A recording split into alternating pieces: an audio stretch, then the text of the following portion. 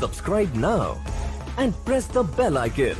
Never miss. नाज़रीन, अवाम तक मैं हाजिर हूँ कुर्बान बलूच।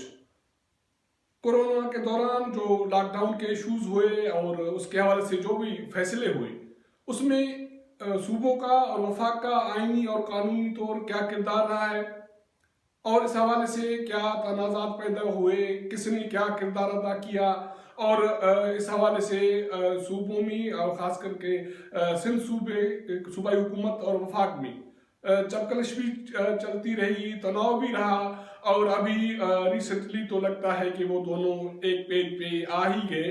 लेकिन जो जब से ये कोरोना का क्राइसिस शुरू हुआ उससे अभी तक जो फैसले हुए उससे लगता नहीं है कि वो इत्फाक राय से हुए हैं। वो मुख्तसर उसमें कुछ कहीं न कहीं कोई फैला रहे हैं, जिसकी वजह से अब केस भी बढ़ते जा रहे हैं और अमवात भी बढ़ते जा रहे हैं। हमारे साथ आज हमारे मेहमान हैं बैरिस्टर ज़मीर घुमरो, साबिक एडवोकेट जनरल सिंध हैं, राइटर हैं और कॉलम नवीस में हैं। और ज़मीर घुमरो की बात यह है कि वो कानूनी आइनी इश्यूज़ को जानने के साथ साथ काफ़ी सियासी इश्यूज़ पे भी उसकी गहरी नज़र है। ज़मीर साहब, हम आपको अपने प्रोग्राम में वेलकम करते हैं। Thank you very much. बहुत शुक्रिया आपका प्रोग्राम में ज्वाइन करने का। ज़मीर साहब, इस सारे कोरोना के क्राइसिस में, लॉकडाउन के क्राइसिस में आईनी और कानूनी वफाक की हुकूमत ने, सूबाई हुकूमत, खास करके आप कराची में बैठे हैं तो मैं बात करूंगा सिंध के हवाले से, हमारा फोकस सिंध रहेगा क्योंकि वहाँ वफाक की हुकूमत की अपोजिशन की जमात की हुकूमत है तो तनाव भी उसी में रहा है। तो इसको आप कैसे देखते हैं कि कहाँ फिला है, कहाँ इश्यूज हो रहे हैं? मेरे ख्याल में ये जो क्राइसिस है वो पूरी दुनिया में और पाकिस्तान में अनप्रेसिडेंटेड है।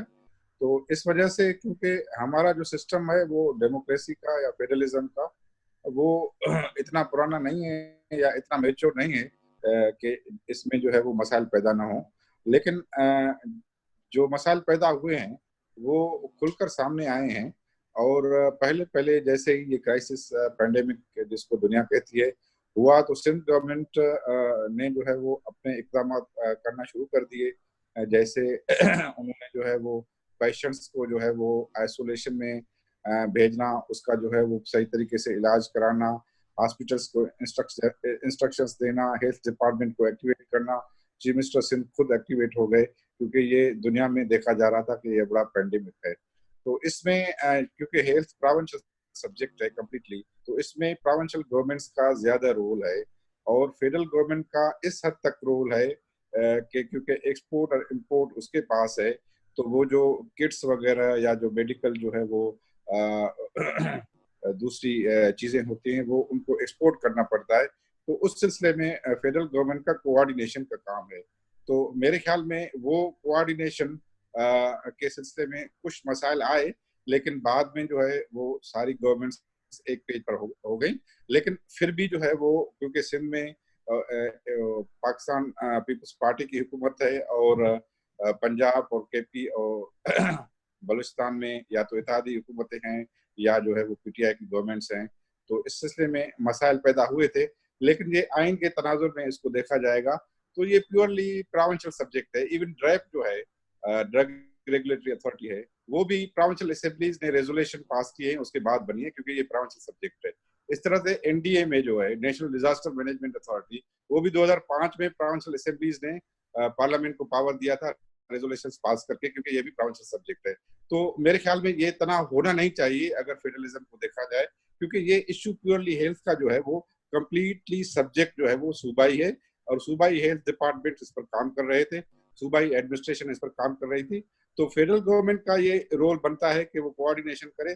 फेडरल गवर्नमेंट का इसमें और कोई रोल नहीं बनता, क्योंकि ये बड़ा पेंडेमिक है तो वर्ल्ड में पूरी गवर्नमेंट से इसके साथ सीज जाए। तो फेडरल गवर्नमेंट ने जो है वो ये करना चाहा कि इसमें जो है वो ममासलत हो, सिमिलरिटी हो और वो सूबों के दरमियान कोई जो है ऐसी चीज नहीं हो। ज़मीर साहब, आपका कहना है कि सेहत प्योरली सूबाई सब्जेक्ट है, वफाक जी का जी जो चीज़ें एक्सपोर्ट करनी है उसमें सिर्फ कोऑर्डिनेशन का किरदार है।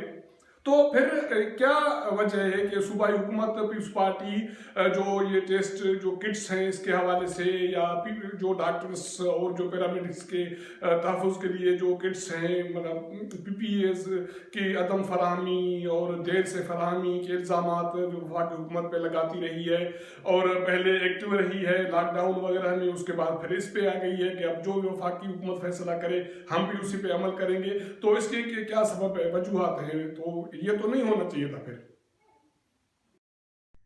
دیکھیے کہ ہونا تو ہوگا نا، ہر صوبے کی اپنی پالیسی ہے نا، ایڈمنسٹریٹو پالیسی. کوئی صوبہ لاک ڈاؤن کرے گا اس میں زیادہ کیسز ہوں گے، کوئی صوبہ لاک ڈاؤن نہیں کرے گا اپنی پالیسی بنائے گا. وہ صوبے خود مختار ہیں اپنے فیصلے کرنے میں، اس میں فیڈرل گورنمنٹ کا کوئی رول نہیں ہے.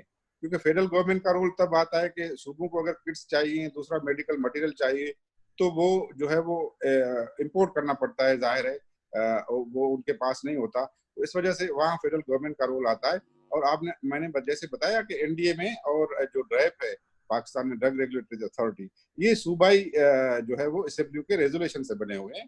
اور یہ ادارے بھی سمجھے کہ صوبوں کے اس سے کنسنٹ سے بنے ہوئے ہیں، یہ صوبائی ادارے ہیں. ویسے یہ صوبائی سبجیکٹ ہے، تو اس حوالے سے جو ہے وہ ایڈمنسٹریٹولی تو ہر صوبے کی اپنی پالیسی ہوگی. وہ کس صوبے میں کتنا لاک ڈاؤن کرنا چاہتا ہے، وہ اس کا اپنے حالات کو دیکھے گا، اپنے جو ہے وہ اسپریڈ کو دیکھے گا، اس کے مطابق فیصلہ کرے گا.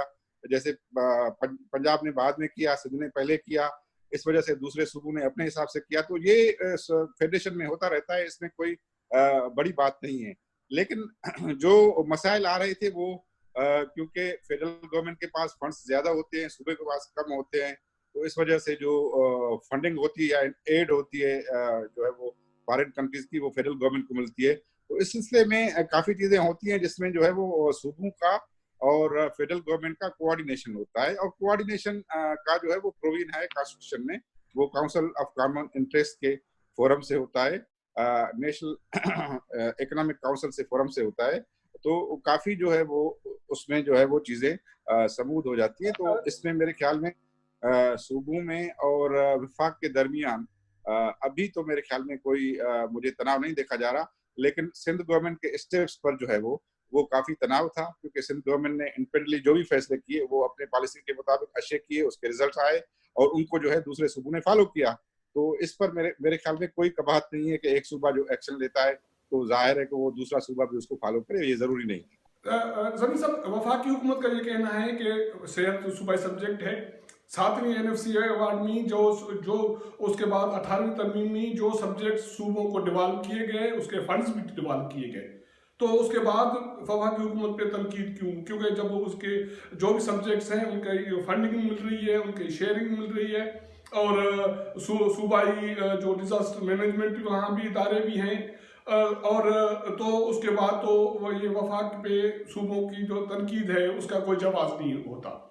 تو آپ سمجھتے ہیں کہ یہ جو وفاقی صوبوں کو سبجیکٹ ڈیوالو ہوئے ہیں تو کیا اس کے فنڈنگ بھی وہاں منتقل ہوئی ہے؟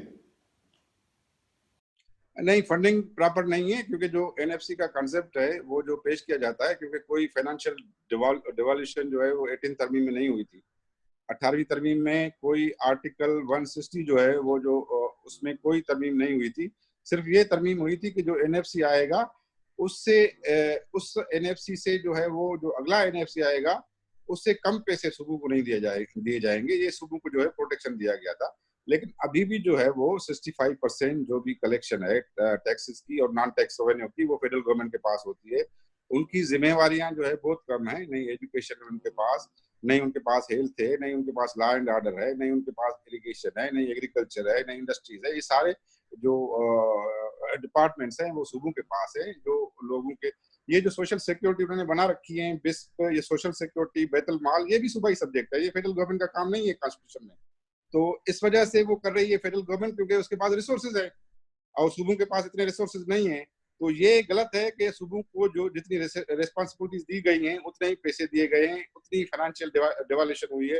یہ بالکل قطعی غلط ہے، کیونکہ 18th امینڈمنٹ میں جو 4 بڑے ٹیکسز ہیں، income tax, sales tax, customs duty, excise duty, اس میں سے کوئی بھی ٹیکس جو ہے وہ صوبوں کو ڈیوالو نہیں کیا گیا.